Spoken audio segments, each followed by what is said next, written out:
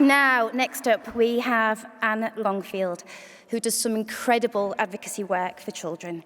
Baroness Anne Longfield is a dedicated advocate for children, shaping national policy and championing their rights. A House of Lords member, she led the Commission on Young Lives and served as Children's Commissioner for England. Anne continues to influence change through leadership roles in health, education and social policy. Please give a round of applause for Anne.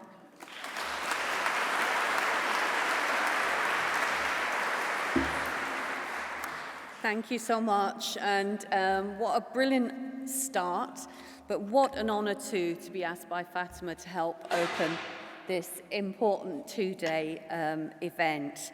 And I'm sure so many of us have been inspired by Fatima's professional career, the incredible will she has to succeed. We all know what that will means in this room. To be her best, to be inspiring, to never give up. And sometimes to defy the odds. And she's brought that same spirit with her as a campaigner. And I've been privileged to get to know Fatima over the last couple of years, seen her in all sorts of situations, and she will make the most of any of those situations. So thank you so much. You don't take no for an answer, and you're relentless. And I wanted to start by saying thank you to Fatima, to Gina, and all of those who've made this brilliant event happen. And over the next 2 days, I know that everyone wants to capture that spirit of optimism, that can-do-ness, and that high aspiration for every child. An important work does need to be done over this couple of days. The summit, I think, aims to acknowledge the issues, but to identify that best way forward. And I can't imagine there's anyone here today who isn't aware of that deep, multi-generational, the problems that have led us to where we are today. And this room is full of people who are doing brilliant things day in, day out for those children and young people in care. And I want to thank you for everything you do for those children. But so often you're doing it against the odds of a system that doesn't work hard enough or in the right way for all children. So during my period as Children's Commissioner, I wanted to shine a light on the experience and the system failures, where it goes wrong, that hold back some of the most vulnerable children. And even over that 6-year period when I was doing that job, I could see how that system was changing. Many of children in care, of course, have brilliant experiences, stable, supportive homes, but we've already heard today that far too many do not. And the old system has not kept up with those changes. We've seen a huge increased number of older children coming into care, and the system that was set up very much about the needs of babies and young children just hasn't kept up with the needs of that older cohort. And I saw that in those vulnerable adolescents who weren't getting the help and support they needed. And we've seen a broken children's home market with a booming private sector due to a lack of alternatives, able to charge huge eye-watering amounts for placements, and that's contributed to the really difficult financial situation and grave situation that so many councils are in, which means there's less money to help more families and to meet the needs of children early. And the costs, of course, for something that vast are really unsustainable. So in many ways, the system is perverse. It hasn't been modernised. And some children's lives, especially older children in care, almost become more vulnerable because of the unstable situation, sometimes dangerous accommodation they're placed in. And we heard that in the Commission on Young Lives that we undertook before the centre. Now, the independent review of children's social care provided Whitehall and Westminster with not only that candid insight into what was happening, but also a plan to turn it around.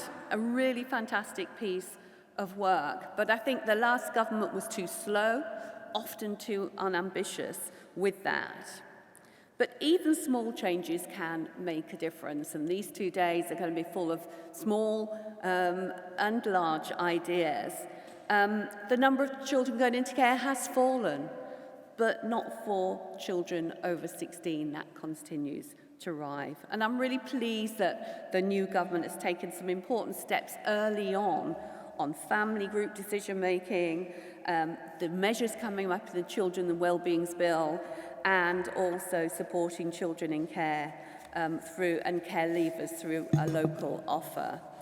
But much more needs to be done, and that's the task to come up with solutions over the next couple of days.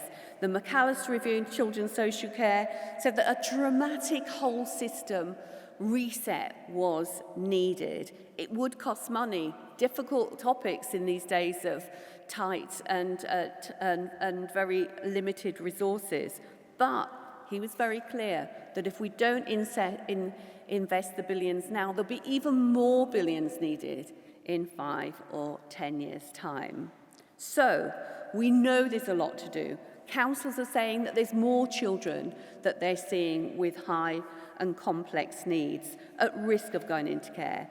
We need to expand the range of support by local authorities to care experienced young people to ensure there's not that rationing that we see at the moment. We need to look at the care leaving offer and really strengthen that. Look at introducing protected characteristics for those children in care, something that Terry Galloway is doing brilliant work with, and I know you'll see him today. And extending the priority needs status around homelessness to care leavers up to 25. And a boost for family support, because this is all about children, more children being able to stay safely with their families. And I hope there'll be good news in the spending review coming up around children's centres, our family hubs. And we know now that there are some children taken into care, not because their families have been abusing them, because those families are battling against adversity. And some of the research estimates that about 1/3 of children in care could be with their families if they got better help earlier. When that help's forthcoming and we've got early intervention in place, we know that most families will flourish, but we also know that there's been a real decline in that support over recent years.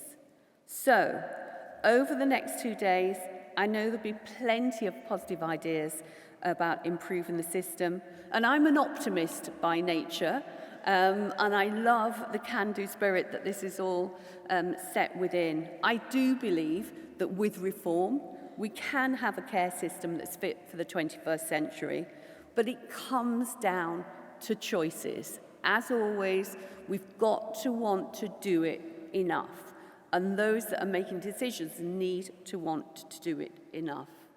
We need to keep speaking as one voice and keep calling for that change. We need to keep putting forward ideas that give children in care and care leavers the same opportunities to succeed as children not in care.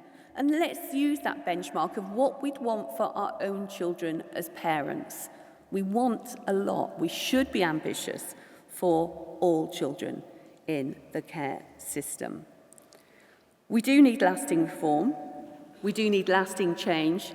And we do need to be relentless about putting the experiences and ambitions of children in care in front of decision makers who have that power to improve the system. So who better to lead us in that discussion over the next 2 days, nearly said years there, than Fatima. And we're in good hands. And she will push us to be ambitious, rightly so. So I just want to finish with saying thank you. Thank you, Fatima. Thank you, Gina. Thank you, all of those involved in this important discussion over the next 2 days. And let's have a brilliant summit for children in care and care leavers. Thank you.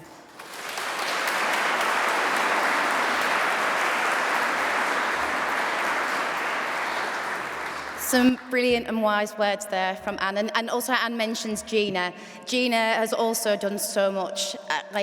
The work they have done has been non-stop, and I will get to praising Gina some more a bit later on.